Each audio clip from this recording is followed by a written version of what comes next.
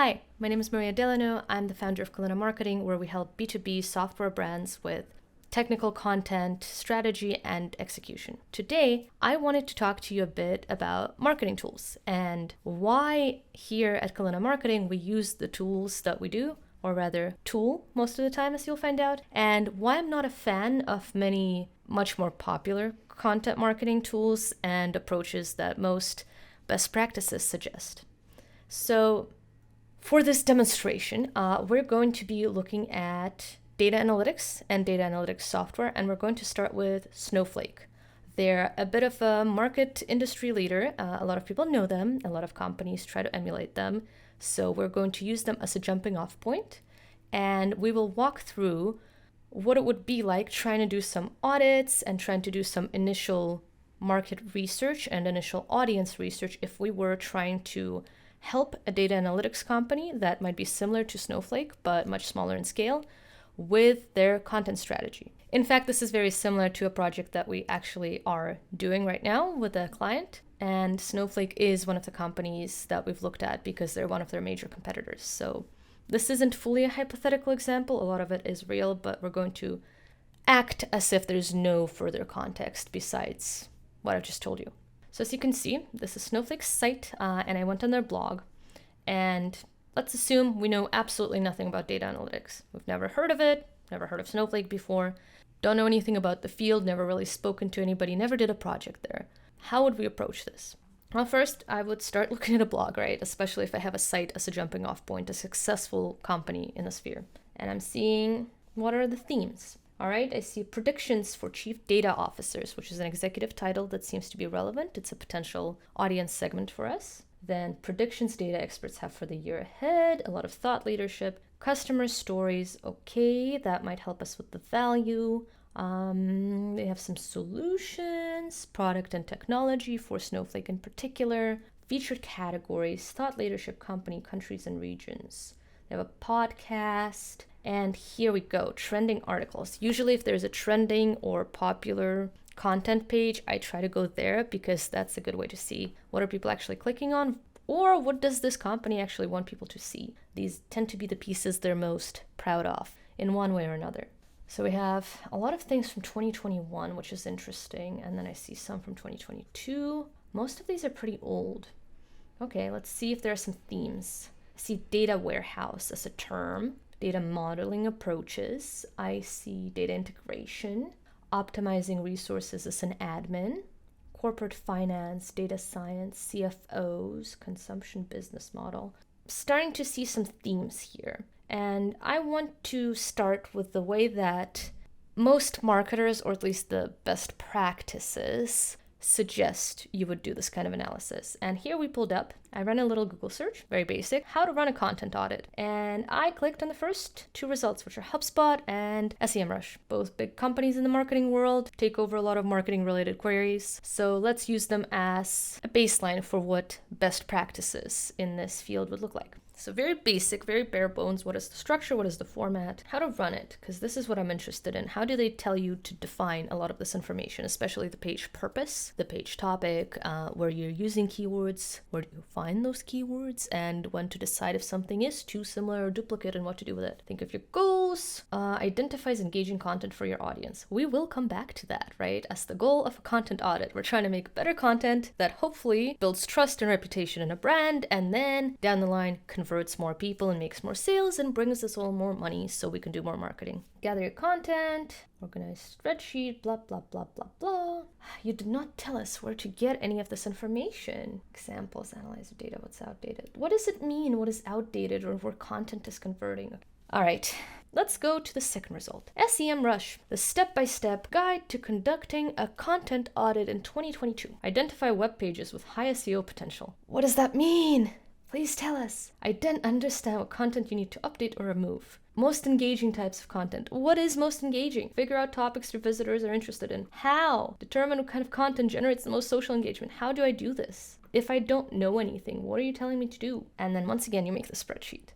I hate these spreadsheets. Really don't know how they're suggesting to do any of this. Short articles are fewer than 200 words that require action. Okay, why is this poor content? We're starting to get to what annoys me. There's no context. around a lot of these suggestions, right? Saying that your articles need to be more than 200 words is a tactic. It's a tactical piece of advice. It's how to do a thing. But there are many tactics you could choose, right? I could write another article right now that says that poor content is actually content that's over 1,000 words because it's too long. And I could make an argument that it's based on our attention spans. Everybody watches TikTok videos these days. They're all on LinkedIn, reading short tweets, and nobody's ever going to read an article that long. So that is a bad tactic. If you're a marketer and you're trying to build out a blog for your company, how do you decide who's right here, me or Semrush? Should you make your articles short or should you make them long? You can go look at some reports, obviously. You can go try to benchmark with industry things, look at your competitors. But fundamentally, what you're doing here is you're trying to figure out why something would work and whether that why would actually carry over to your particular business and the blog that you're trying to grow, which means you're adding context. And what bugs me is so much of this marketing advice and so many of these marketing methodologies and best practices never talk about the why. Why is this good? Or why should I just take it at your word that poor content is short articles of fewer than 200 words, that they require action? I don't have any reason to believe you over somebody else on the street except that your company name is famous. But that's not helpful. That doesn't mean that it will actually work for me. None of us want to waste our time on things that won't work. So you need the context, but it's not there. What is great results? What is poor results? Why would a big ebook bring poor results? And how would you do this? Rewrite your content. Try to rewrite them with new examples, tips, and practical details. But how do you decide that? How do you decide what examples to use? What industries was this in? People who are selling women's shoes and apparel to consumers have a very different audience to people who are a B2B software provider for data analytics, right? Such as Snowflake. Very different audiences. And this fact is not useful on its own and might actually be harmful because it might lead you down the totally wrong path. Structure your content, update your CTAs, add videos, but why? Surveyed by Vizal, but how many people actually watch videos? I'm making a video right now and I know very well that a lot of people never watch videos. This is a very different segment of people who are going to be watching this video where I'm getting mad at this article versus whatever text-based thing I might put out the next day. It's not the same group of people. There's some overlap, but it's different. I love watching videos, but also I'm often reading articles on my phone, or I just want to skim something and find the part that's actually useful, and I'm not going to sit through a 1 hour long podcast or even a 10-minute video when I don't know what they're going to say. And there's certain audiences where nobody likes to watch video. I'm sure if you ask 10 of your colleagues or a bunch of other marketers that you're friends with if they watch videos, you're going to get wildly different responses. And then what kind of videos they watch. For example, I watch video essays a lot. They're often from an hour to 3-4 hours long, and I love that. But there are other people who have seen my YouTube history and go, wait, why is everything you watch so long? I don't watch anything longer than 5 minutes. And it's valid. It's totally valid. And you can make content for both of those types of people. But you need to know who you're targeting and why. It's so shallow, right? It's like none of this is bad advice necessarily. And there are situations in which every single thing they say here might help you. It might help you drive more traffic. It might help you build trust. It might help you get new leads. Whatever, right? This might help you achieve your business goals, for sure. But there's also a lot of situations where it might not. Things change. Things are different from business to business. And if you don't do this right, you're just wasting your time and money. You are. That's all you're doing. Let's say we're doing content audit. So we're going to do a little audit on Snowflake's site as our starting point, as we've been instructed to do. We're going to use some tools. So first is Keywords Everywhere, which is a nifty Chrome extension that's pretty cheap and does quite a lot. And I would like you to tell me, give me the top ranking pages for this site. Let's see. All right, nifty. Got quite a lot. What ETL, traffic URL, total keywords. Quite a lot of keywords on a lot of these. Yeah, they're doing pretty great. Multiple of these are guides. Is anything on their blog? Gasp. That is fascinating. Absolutely fascinating. This is the first blog, and it's 130. That is pretty bad. Snowflake clean room, clean data rooms. Okay. Now, I also would like to run a different kind of analysis here. I would like to see organic ranking keywords for Snowflake's site and see what we find there. Boom! Estimated traffic is pretty big. SERP, yeah, of course. Stuff that's branded is at the top. Volume is pretty big. Estimated traffic, and it goes down quite a lot, quite quickly.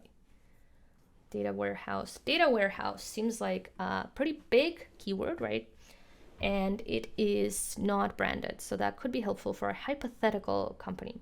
So we got this analysis for Snowflake site on Ahrefs. Top countries, United States, top keywords, Snowflake, Snowflake Summit. What is Snowflake? It's all branded, makes sense. Organic traffic is pretty good. I mean, traffic value. How do they estimate this, I wonder? Doesn't matter. I want to analyze this domain, please. Moz actually gives you pretty nice free reports, and it's very rare for me to want more than 3 a day anyway, so haven't really felt the need to pay. Sorry. Top pages by links. Main page in English, data marketplace, Adobe, GitHub, discovered and lost, keywords. Snowflake database, ETL pipeline. Okay, this is coming up again. Snowflake jobs. A lot of people want to work there. Data cloud, data marketplace, featured snippets. Okay, that's a lot of keywords. Top search competitors, docs, and it's all them. How are these their search competitors? Let's go. Keyword Explorer. Okay, there you go. Ranking keywords, 66,500. Snowflake, page authority, domain authority. Can I see all ranking keywords, please? Yeah, amazing. Snowflake, ETL pipeline, Snowflake. I'm ignoring stuff that's branded because usually that's not helpful for trying to copy it. Architecture tutorial, enterprise data warehouse, data cloud, data marketplace, Snowflake type, Snowflake computing, machine learning platform, data providers, data streams, Snowflake technology. We have difficulty, which is obviously how hard it might be to rank, and then we have the volume, the amount that people search. And the way, usually, somebody designs an SEO strategy. Let's go look at this one, right? How does somebody evaluate this kind of data? Because the articles we looked at before weren't telling us much about it. We have the keyword lists, sure, and it's fun, but how are we supposed to estimate this kind of thing? Oh, I turned this on, so now I'm seeing a bunch of random stuff. HubSpot, we're back. Mobile SEO strategy. What is SEO? We understand what SEO is. Make a list of topics. Compile a list of about 10 words and terms associated with your product or service. To research these words, identify their search volume and come up with variations that make sense for your business. Okay, sure, sounds great. The business will also need to identify a series of related keywords to include in their content. And each keyword is going to be your content pillar, right? I've heard this term before, right? People say content pillars, which are your main topics and clusters. And often what they do is literally pull out a general short tail keyword from a tool, and that's all they do. And then everything else is just variations on it. It's difficult to rank on Google for such a popular topic. Sure. Yes, competing with yourself, fair. People have varying interests and concerns and create more entry points for people interested in what you have to offer. So you're trying to target slightly different segments of your ideal customer profile of the group and your audience segments, essentially, right? High-level overview of the topic using the long-tail keywords that you came up with for each cluster. Consistent blogging schedule, compressed media files, I'm sure we can find a few of these SEO optimized keywords if we look things up. So one of the keywords that we found, thanks to Moz, was enterprise data warehouse, right? Not too difficult, the volume's not too bad, enterprise data warehouse. And we're gonna Google it, right? See what shows up. Data warehouse. Ooh, Snowflake shows up at the top, makes sense why they're ranking, right? In computing, a data warehouse, also known as an enterprise data warehouse, is a system, and this to me seems like an SEO optimized result. So let's click. We're exploring Snowflake anyway. We have a definition at the very top. Also, what was the snippet? Is a relational data warehouse. Okay, so this thing at the top is entirely to try to get a snippet, which I guess worked. Basic, what is the difference? Oh my god, why are these in all caps? They're so frustrating to read. And EDW is a data warehouse that encompasses and stores all of your organization's data. Okay, so if I'm trying to understand this, I nearly fell off my chair. If I'm trying to understand this, right, if I'm trying to build out content, this is the first time I'm dealing with a data analytics company, I'm noticing, okay, data warehouse is a big thing. Look, there's a bunch of related topics in this topic cluster, I assume that they have. And then there are semantic differences between main data warehouse and enterprise data warehouse. I see other terms like a data mart. A lot of it is trying to collect data from all over the place into one. Range of integrations. Okay, benefits, right? This is SEO 101. Talk about benefits, talk about use cases and why they want your product. Real-time access to data for action. What does that mean? Also, this sounds so boring. This is really boring. All right, let's go back here. What else is here? It's another glossary. Yeah, so it seems like definitions are very big for this particular keyword, which means that potentially you could design a strategy around building kind of a glossary of terms and trying to do better than them. That is what most people would probably do. But also I see a lot of blogs. So there's multiple kinds of sources here. Let's look at some of these blogs. Precisely. Never heard of this company before. Let's find out. But why? I want to know what font this is. Anyway, it's ugly. I don't like it. I don't like this font. Centralizes things, advantages immediately. And then this is a subheading. This is an advantage. The formatting is so funky. This image doesn't have a caption. This is so cut and paste and replace. Okay, this one's at least looks like a blog post. Okay, and we have the table of contents.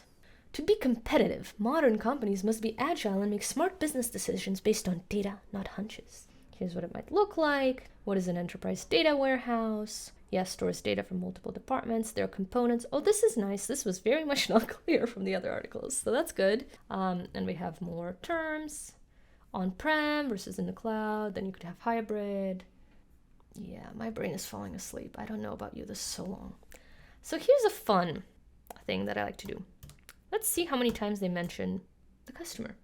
45 times. That is actually better than I expected. You need a solution. Okay, you choose. Nothing here for this long, right? Nothing. And then suddenly, you don't have to. But why is this passive and this? Why am I suddenly here, not anywhere else? Is nothing else actually relatable to me? Is it just this? I don't understand. It allows you, but here it's not for me, it's for the organization. Who am I? Who is this you that we're talking to here? You can have a fact table. And look at how much text there is without any mention of the reader. It's bizarre. And it's so replaceable. I don't know who you is, right? Oh, diagram. I love diagrams. Diagrams are great. Why am I reading this? Is what I'm wondering. Why do businesses need it? Yeah, sure. What about my business? Is this my business that needs it? Who is my business? What is quality data? Do I care? Am I supposed to be a data professional or like somebody that knows nothing about this? Because so far, all of this seems to be assuming that I've never worked with data, which is nice for me as a marketer that has never looked at this stuff before, supposedly.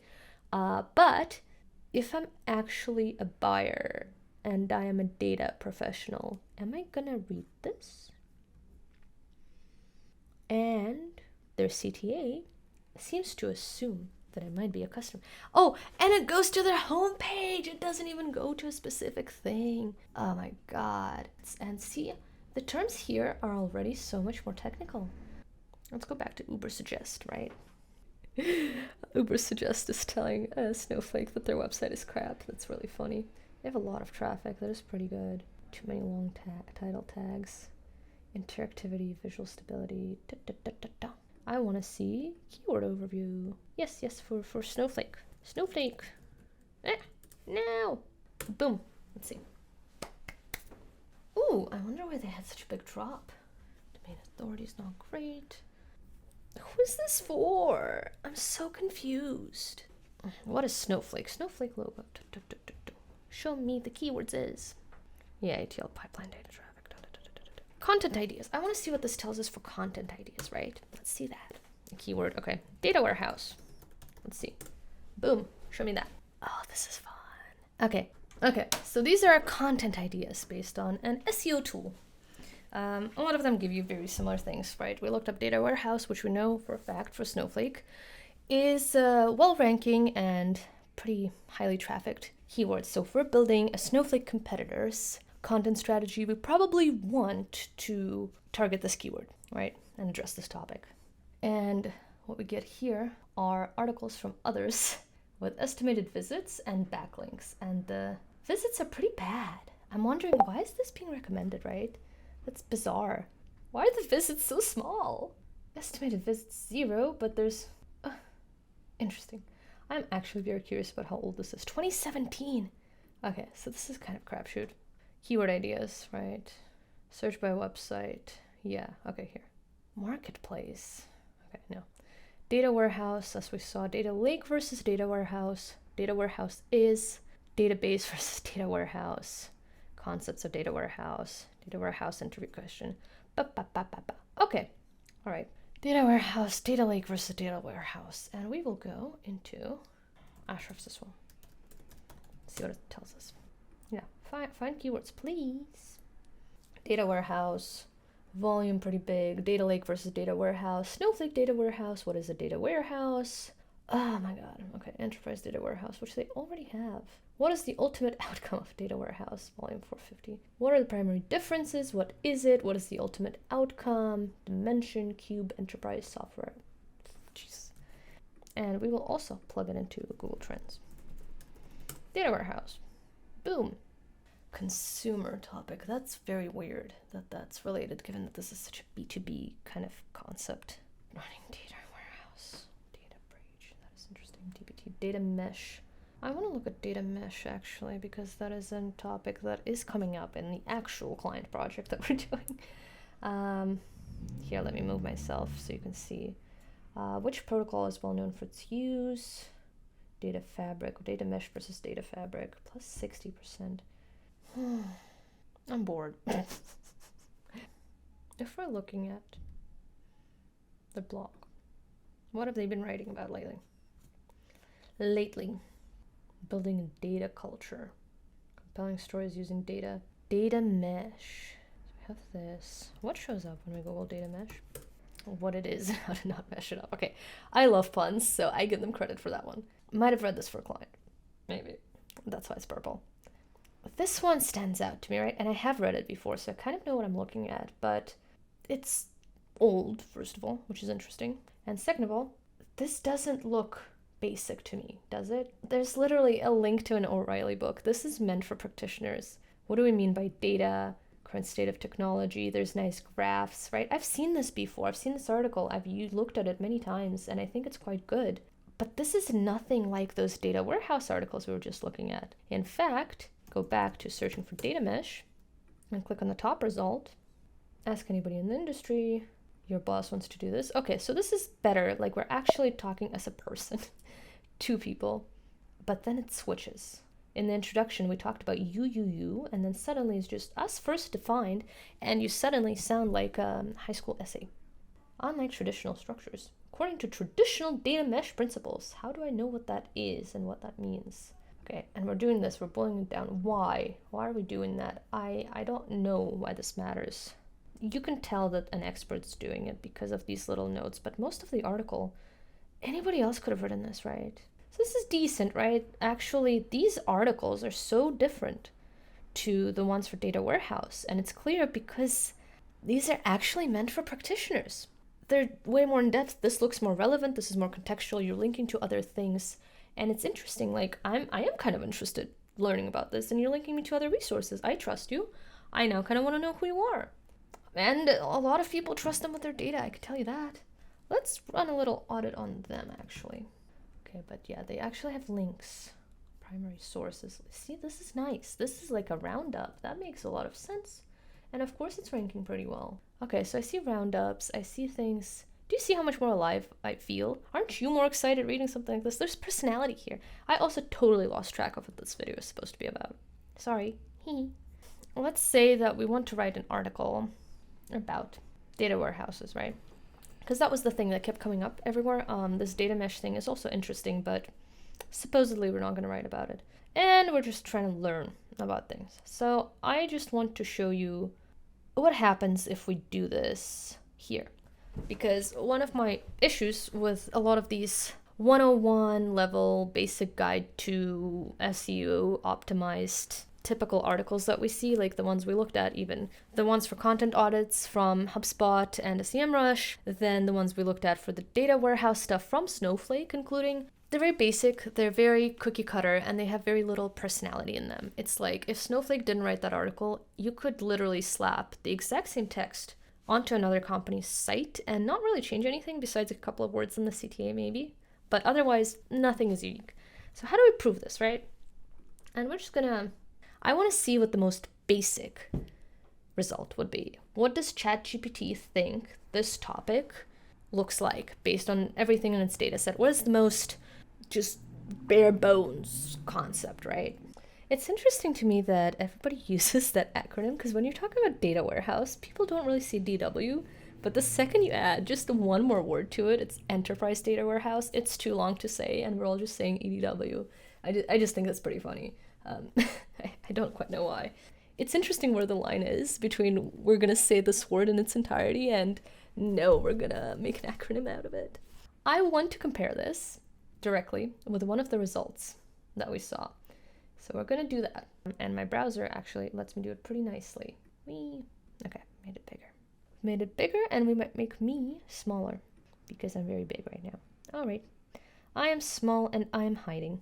So let's compare this one first. The tone of the introduction is pretty similar. Us businesses do this, us modern companies do this. This is the way you need to deal with data to remain competitive. This is what we want to do. It's a comprehensive solution that enables businesses to store and manage all their data. This is actually talking about a real pain point, which is actually better than the ChatGPT generated thing. Obtain a single source of truth. And I thought I saw this exact term. Yes, single source of truth. So this term and this idea shows up in both. Integrate with this. Okay, starting with, what is it? It's the exact same heading. A data warehouse is a centralized data repository. Typically comes from different systems, so it's the same thing, but it is the definition, so we can cut them some slack.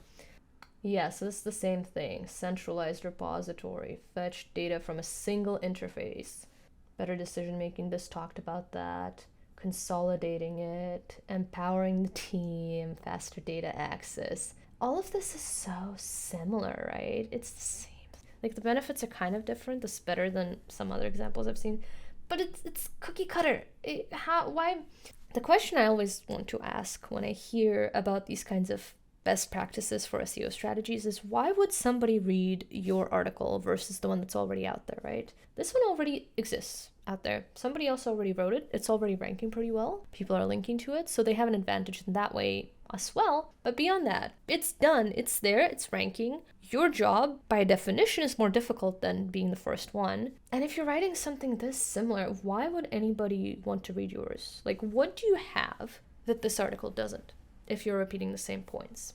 And I haven't seen good answers for that kind of question before, especially if you're following this kind of rigid, keyword-driven formula. What I don't know is who would read this. Yeah, it's a good introduction, right? It's for people who are new, but anybody that's buying it is not going to read it. Even ChatGPT agrees with me. Okay, so this is the old way that I find to be very cringe. And I do want to find like a worse example of this kind of article. So let's do that. Data enterprise, data warehouse. I want to go to like the second page or something. These are the people that didn't manage to rank on the first page. So let's see which of them might be formulaic. So, they're already formulaic and boring, like a lot of the ones on the top here anyway. But also they're not even ranking that well. So we can say that that's kind of a failure as a piece of content in most ways. You're not getting the results, and also you're not doing what I would call quality content or actually appealing to the relevant target demographic or standing out based on what's already out there. Oh, this is actually explaining what a data mart is. I was wondering that earlier.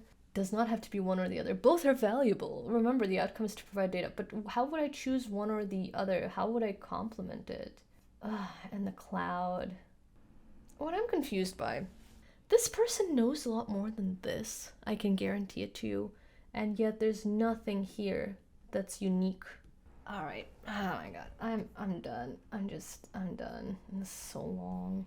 Oh, we're done with the bad example. So what we just did is we looked at the best practices for conducting a content audit and developing an SEO strategy, right? Which revolved around mostly plugging keywords and URLs into some spreadsheets and some SEO tools. So we plugged things into some SEO keyword research tools and such because we're not actually making a spreadsheet, and that's not helpful. And then we looked at some of the articles that came up for one of the common, pretty popular and well-suggested terms, which was data warehouse and enterprise data warehouse. And we looked at some articles, dived inside a little bit, and also made ChatGPT write some things that sounded just shorter, but also very similar to a lot of the articles. So now I want to show you another way, right? I've been basically criticizing all of this, and what do I recommend doing instead? Well, The first question I have when looking at something like this, and it was actually really hard to stop myself from trying to look this up while I was doing the demonstration of the typical practices, so to speak, is I want to figure out who looks at these articles, right? Who is actually looking at it? Who is there that's reading these sites? And there are multiple ways to do it, and we'll get to my preferred framework. But way number one is I want to know who's asking these questions, right? We had a list of questions before that was generated by one of the tools. I can't remember which one, so hopefully we can find it. Yeah, okay. Ashraf's gave us some keywords. They were pretty nice, I believe. Yeah, so we have questions, right, from Ashraf's. What is a data warehouse? What is the ultimate outcome of a data warehouse? Here's the volume. What is a data warehouse? It's the main one. I want to see who's looking this up. So I'm gonna go. So we're gonna clear pretty much everything. What is a data warehouse? I want to know who's asking this.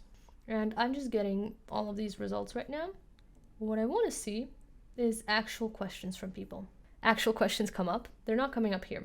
The way to do it is Reddit, where people actually ask questions. What exactly is a data warehouse? Like, explain like I'm 5. And I see one from a data science subreddit, which actually seems relevant, right? Experienced devs. Yeah, so we're going to go click on most of these and see what people are asking and who they are and who's answering as well. What is a data warehouse?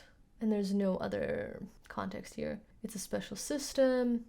Hold on, data. You don't need fancy processing software. It's a large database. So that's one. Let's look at the other one. This person works at Redshift. Okay, so the person answering is an actual industry person, or at least was. I want to know who's asking these questions. What is your opinion?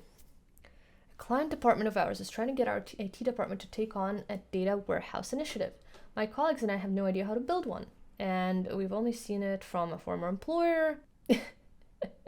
In programming, people are absolutely nonsense with cultists proposing they exist, but then giving no fundamental direction on how to build one.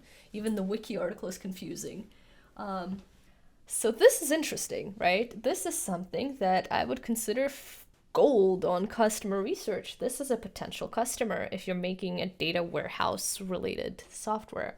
This is a company where they're trying to build a data warehouse and they're potentially open to buying it from somebody else, or if you're making software that does something adjacent for people who already have their own data warehouse, this is also the moment to educate them on how to build one and then why they need your solution. Excellent, right?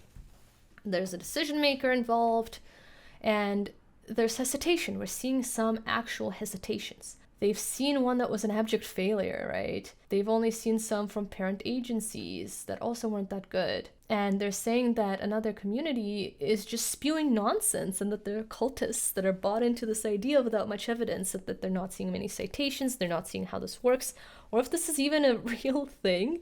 Like, right, this question at the end is fascinating. Am I right to be skeptical? Or is there an actual theory? Is there definitive value? And what am I missing? You could make content just based on that, but let's see what people are answering. There's nothing magical about it, right? It's just a database, and somebody else is a software engineer. This answer is great. We've worked at multiple companies where analytics teams would just query and therefore not come across these terms even. And somebody else says, so this is a little different, and I'm seeing a lot of technical terms. You've never seen a successful data warehouse. This is mind-boggling. So see, there's differences, right? There's multiple camps here. People are disagreeing, and all of these people are in the industry. This is interesting. This is something I would want to look into more. Maybe talk to some experts or do some research and start making content about, right? If you have a brand that has something to do with data analytics and data warehousing, what is the stance you're going to take, right? Which camp are you going to fall into? And what are they trying to accomplish? What problem needs solving? And it's interesting. None of the articles we looked at actually questioned if you need one to this extent. Like, what are you trying to solve? What's the point? What is this a solution for? Because they start with the term and just assuming that this is what you want to know. And there are multiple people with these reactions. I see some nice examples. So that's fascinating. Somebody doesn't even know what it is. The point is to understand it. And this explanation is way simpler than what we've seen.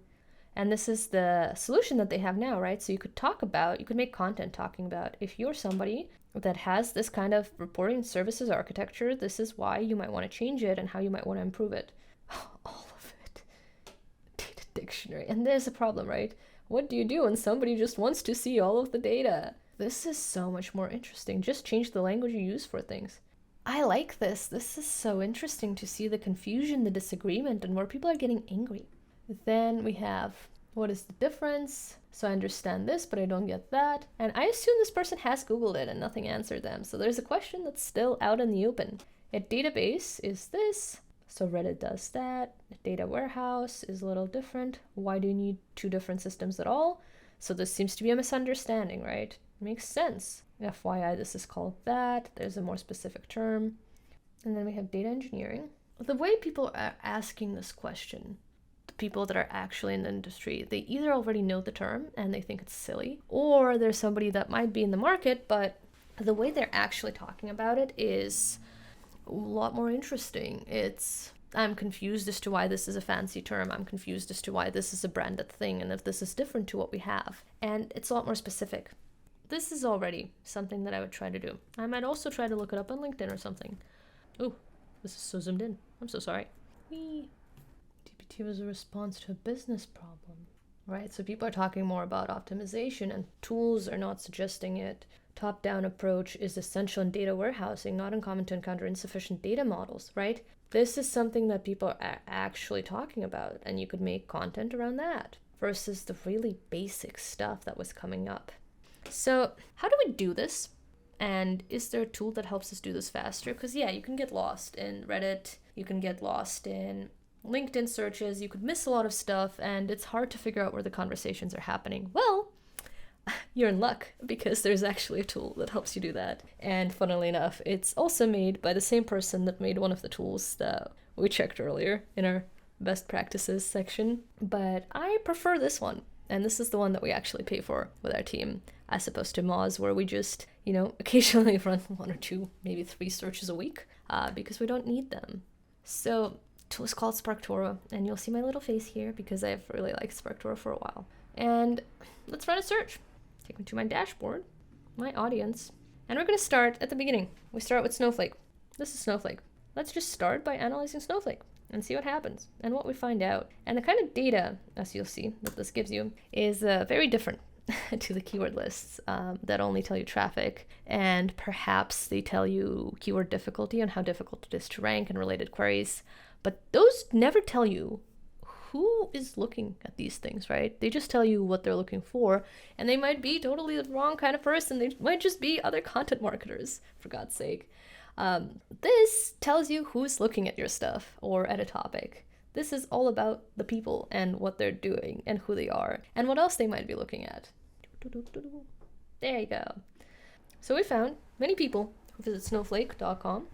This is quite a big amount of people, and these are only the people whose profiles are already in SparkToro's database and they actively engage with this site publicly in a way that you can figure out based on their social media and other public internet activities. So this is usually a sample size that is representative of a much bigger group and their preferences, right? Yeah, it's people that have been there based on data from the last couple of months. So it's all recent and it's all people who are very active, and usually you can extrapolate to a much larger data set from a lot of these things. Who are these people? There's always going to be some unknowns, so we ignore them for the most part. A lot of them are in engineering, and some are in operations, some are in sales and marketing. So as I expected, some of the people visiting these things are just other marketers trying to research and probably trying to figure out their own strategy, things like that.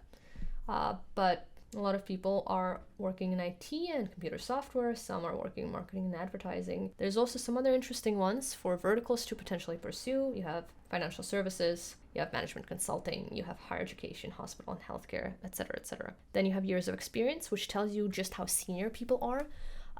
I think this is important because you don't want to be copying or using as a reference for your own strategy an audience that's entirely students or people who are so junior that they make no decisions, essentially. You want some decision makers, and you want ideally a lot of decision makers that are looking at things, and that's who you want to model a lot of your B2B content after, people with the wallet.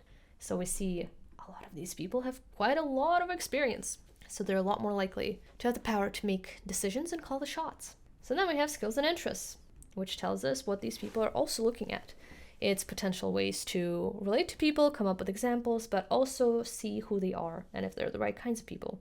Education, science and technology, children, interesting, environment, economic empowerment, human rights, And skills management, leadership strategies. So we're seeing decision makers, right? That's good. Cloud project management, but also cloud computing. A lot of business people, a lot of business decision makers and leadership. Probably directorial, managerial, mostly male, mostly a little bit older, but also a certain amount of people who are younger. I assume most of these people are students or interns and people who are just learning the ropes, and they might be the ones that are looking for the what is a data warehouse kind of articles, but the rest of these people probably not. Education, this might be less useful unless you want to run some sort of program with a university. Education majors, this might be interesting as to what kind of level of technical knowledge they might have. And here, it seems like the business acumen and the technical acumen are pretty high, right? You don't want to do very basic kind of content for these people. Geography, where are they based? Fair, politics. This could be interesting, but we can ignore it for now because that's more in the weeds. So words in bios is how these people describe themselves in their about sections and their profile descriptions, right? So this also tells us as to who they are and where they work. Founders, software product, seeing analytics, consultants, managers, engineer. So very technical, mostly higher up in positions of power, people who are very much interested in data and software, people who are interested in business insights. CTO, that shows up that much. It's great, right? Hashtags used includes analytics, machine learning, data science, cybersecurity. A lot of overlap with cybersecurity. We haven't seen many articles talking about cybersecurity applications of anything or keywords for that, which to me seems like a missed opportunity, and I would check into Snowflake to see what they've written about cybersecurity and what their competitors have done as well. Digital transformation, which is a big leadership McKinsey style buzzword. DevOps, right? Super technical. Open source, Azure, data analytics, Kubernetes, SQL, Microsoft. Very, very technical people. Phrases used: data analytics, data platform, data scientist, data management, data, that's funny. Decision making. How do you make decisions in a business? Data governance. And by the way, you can very easily search for every single one of these things all over the place. For example, data governance is something we haven't come across. So we're going to search Reddit. What is data governance and why is it important? 2 months ago, a bunch of comments. My department's Confluence page on the topic could be answered with a Google that have no value even to entry-level professionals, right? Too many people on tech. This is hilarious. So they don't actually want this. Data governance tool, suggestions, advice. Part of a team, and we're looking to rein in our policies. Okay, so see, there's another pain point that we could make content about. Setups, so more information, like look at this. And there's an actual article being linked that real people read. See, we have decision makers right here actually answering this stuff. If you Google it, what is data governance? Google's at the top. Tech target. Let's see. Definitions. And this is a very, very technical article. Why bother? I wish every article ever had a section like this. Why do we care? Why bother with this stuff? We're wasting time. So yeah, you see, this is very different. And if you go back to SparkToro, we can go way further into it because we have words used as well, demographics we looked at. Then you have, where else do they look? So we can do this kind of analysis with a bunch of places and we can find who are people actually resonating with, who are they listening to, and that helps us figure out what they care about. Because Google kind of lies a little bit in that we don't know who's looking up data warehouse, right? We don't know how many of those people are actual potential buyers. Here, based on everything else we know about this audience, it seems pretty relevant. So I would trust wherever they look as a shorthand for the topics they care about and things they listen to. And this could be competitor analysis type thing. We could do content audits based on all of these. We could also reference them. We could also potentially ping some of these people and sites for collaboration opportunities. You know, the world is your oyster, but in either case, this is context, and this is a way to figure out what works. And you often see the big organizations here, of course. So there's a lot more to do. Websites are interesting to me as well. So we see they go Tech Republic, providing IT professionals. So this is an industry place. Towards data science, it's a medium publication. Tech Target, we just saw that. Data Science Central, CIO. Like these are very, very targeted for the most part. Pretty technical as an audience. Then we go podcasts. And if you're actually trying to see how relevant one of these sources is, especially if they're really big, and if like all of the people here are actually interested, what you can do, whatever, right? So People follow Gartner. Is Gartner a good source, right? Are they the same people actually? So we can run a comparison and see how much overlap there is and what the differences might be. All right, so obviously the audience for Gartner is probably way bigger, but the overlap is like half of Snowflake's audience, so that's pretty impressive. A lot of people do look at both, and we see who else these people are actually following and what the common things are. So this, once again, helps us confirm that this is relevant as opposed to too general of an interest. And you can also click to see differences. So that can help us figure out where one audience might fall short in terms of targeting the relevant group of people that we're trying to find for our hypothetical business versus where things are overlapping enough and actually useful for us. So yeah, Snowflake, there's a bit of a difference here. This is more of a general leadership thing as opposed to data professionals, as expected. I mean, we know Gartner, but if these are sites that you don't know much about, this is the way to prove that and actually prove it to your boss if needed, because you get some pretty stats. Accenture, McKinsey, cybersecurity. So that's interesting. There's still a lot of technical stuff, but the gaps are not as big as you think. I've found some before that were extremely different. Okay, so let's go back to, we were looking up Snowflake. Boom. So we have podcasts as well. And this is a good way to get topics too, right? What are these people looking at? What are the recent episodes? And what are people talking about? And are there patterns between shows that they're looking at here? So I'm seeing things about customer experience. I'm seeing things about talent management, so leadership, right? General business stories, insights from experts. Then there's Analytics Advantage, which is analytics specific. This is just everything about Google Cloud. This one is in Chinese for some reason.